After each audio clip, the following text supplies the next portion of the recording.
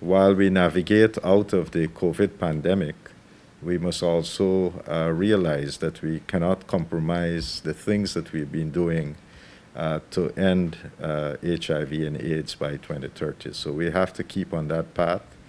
And we in Guyana, we are committed to doing so. Later in the month, we'll be releasing a plan that goes for the next 5 years, looking at what we'll need to do over the next 5 years for HIV patients. We have also been doing quite a number of things, because one way you end a pandemic is that you have to reduce the amount of persons getting infected. And so with HIV, there's now a very good way of reducing infection, and that is using PrEP.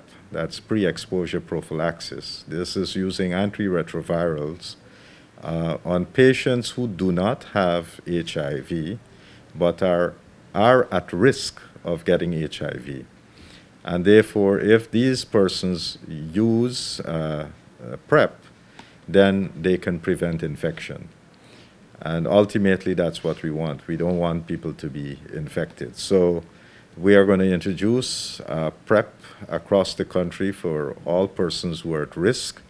And you will see the rollout of that more comprehensively as we start 2021 and going forward. With regards to the 390s, the first one, dealing with testing, we have been able to accomplish.